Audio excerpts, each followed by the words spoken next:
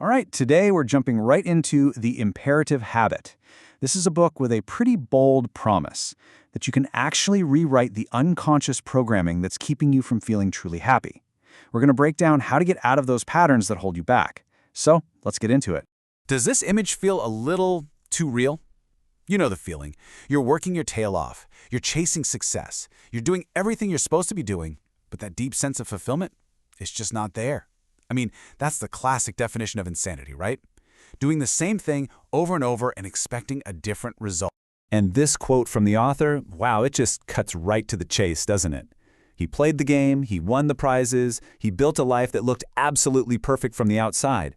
But on the inside, it was a totally different story. He felt empty. And that's important to remember. This whole idea was born from a very real, very personal struggle. So that feeling of emptiness, well, that leads us directly into what the book calls the happiness trap. It's this belief system that's so incredibly common that most of us don't even realize we're caught in it. Let's take a closer look at what that actually is.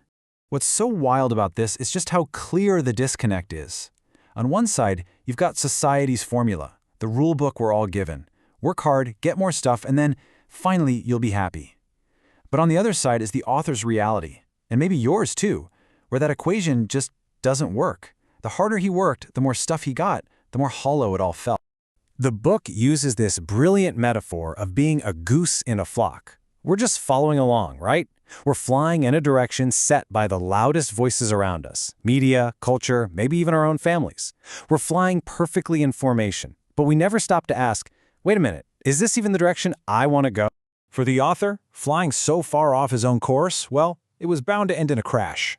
His whole life, which was built on this really shaky foundation of what other people thought, was about to hit a turning point he never could have seen coming. The book calls this moment the Great Unraveling.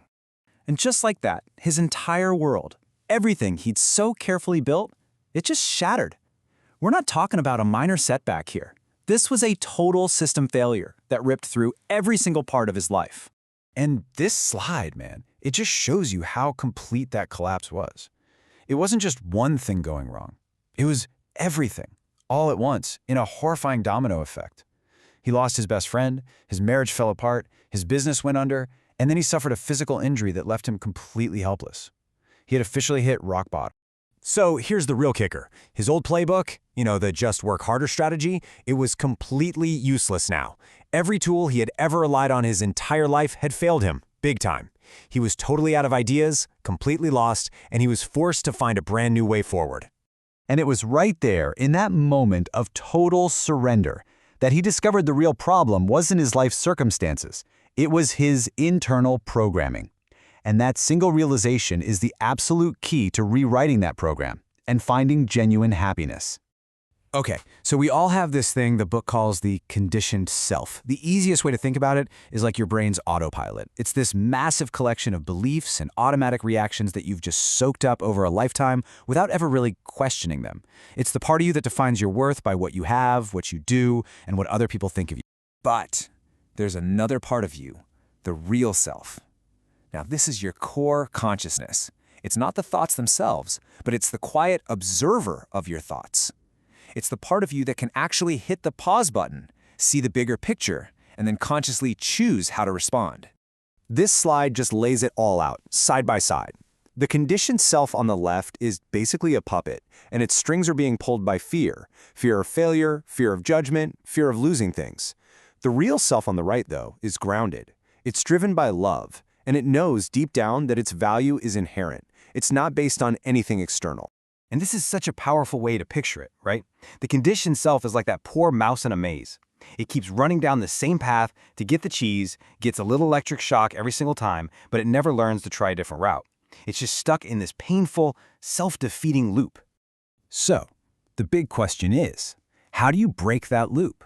How do you go from being the mouse stuck in the maze to being the one who can see the whole puzzle from above? Well, that's where the book's practical toolkit comes in, which it calls the Imperative Habit. Now, the book lays out 7 habits, but we're going to zero in on 2 that are just foundational. They're the bedrock for everything else. First, the practice of acceptance, and second, cultivating no fear of the outcome. Acceptance. Now, this isn't about giving up or being passive. It's actually the exact opposite.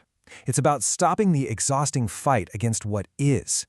The moment you can just look at a situation and say, okay, this is happening, without all the drama and judgment, you free up a ton of energy to make clear, powerful choices about what to do next.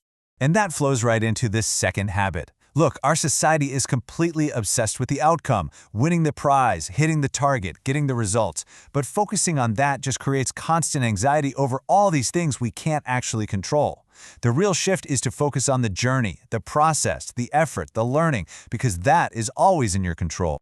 And this is such a crucial takeaway. You can't control if the economy tanks, or if you get the promotion, or if someone says yes to a date, but you can always choose to find joy and meaning in the act of trying, of learning, of growing. That's where your real power is. So, this is where it all comes back to you. This explainer isn't just a story about some author. It's meant to be a mirror and a toolkit for your own life, because now it's your turn to choose. You have got to remember this. These are all just labels. They're things your conditioned self clings to for a false sense of security. Your real worth, your real self, exists completely separate from any of these external things. And really, everything we've talked about boils down to this one incredible idea. On the left, you've got a stimulus. Something happens. On the right, your response. But right in the middle, there's a space, a tiny little gap before your autopilot reaction kicks in.